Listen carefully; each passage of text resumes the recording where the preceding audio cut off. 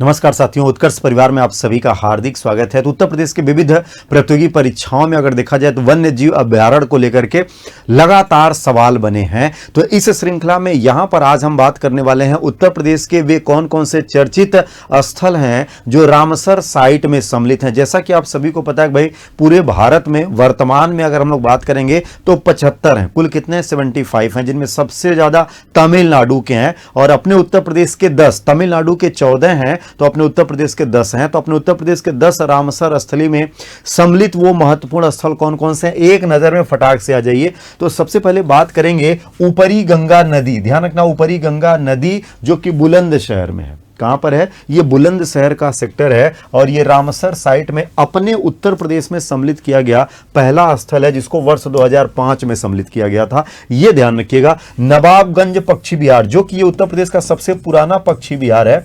हम सभी को पता है कि 1984 में ये बनाया गया, उन्नाव में है। अब इसको हम लोग शहीद चंद्रशेखर आजाद पक्षी विहार के नाम से भी जानते हैं। तो इसको भी रामसर स्थली में सम्मिलित किया गया था और यह कब घोषित हुआ था?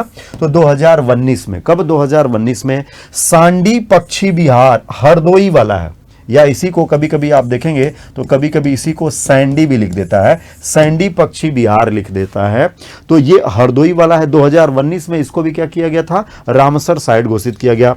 समसपुर पक्षी विहार रायबरेली और समन पक्षी विहार मैनपुरी, इन दोनों को ध्यान रखिएगा, इन दोनों में काफी कंफ्यूजन होता है, कौन सा रायबरेली में है, कौन सा मैनपुरी में है। तो समसपुर पक्षी विहार ये रायबरेली वाला है और समन पक्षी विहार ये मैनपुरी वाला है। और इन दोनों को भी 2019 में ही क्या किया गया था? रामसर साइट यानी रामसर स्थली में सम्मिलित कर दिया गया था। इनको यहां से कर लेना है।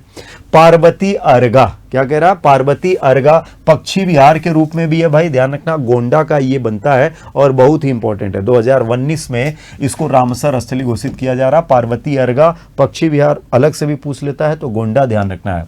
सरसई नावर की बात करेंगे तो सरसई नावर ये इटावा वाला है, 2019 में इसको घोषित किया जा रहा है। सुर सरोवर या कीथम झील, जो कि ये पक्षी विहार के रूप में भी है और झील के रूप में भी है, आगरा का ये क्षेत्र है और इसको वर्ष 2020 में उत्तर प्रदेश के 8वें रामसर स्थली के रूप में घोषित किया गया था।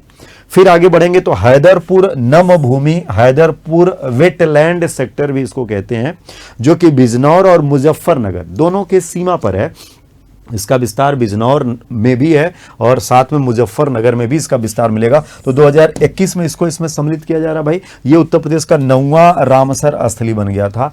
बखिरा पक्षी विहार, बखिरा पक्षी विहार ध्यान रखना, ये संत कबीर नगर वाला है। 2022 में इसको रामसर स्थली घोषित किया गया था। तो ये उत्तर प्रदेश का 10वां था। जितने भी हम लोग यहाँ पे पढ़े हैं ये सब क्रमशः हैं, किसको कब और किस वर्ष में घोषित किया गया ये ध्यान रखना है। क्रमशः सवाल भी आपसे बन जाते हैं। तो उत्तर प्रदेश का पहला रामसर स्थली अगर कहेगा तो ऊपरी गंगा बुलंदशहर 2005 में, और 10वां की बात करेगा तो बखिरा पक्षी विहार संत कबीर नगर 2022 में। तो ये हम सबको यहां से कर लेना। तो वर्तमान में भारत में कुल कितने हैं भाई? वर्तमान में भारत में कुल 75 है, आज तक की बात कर रहे हैं।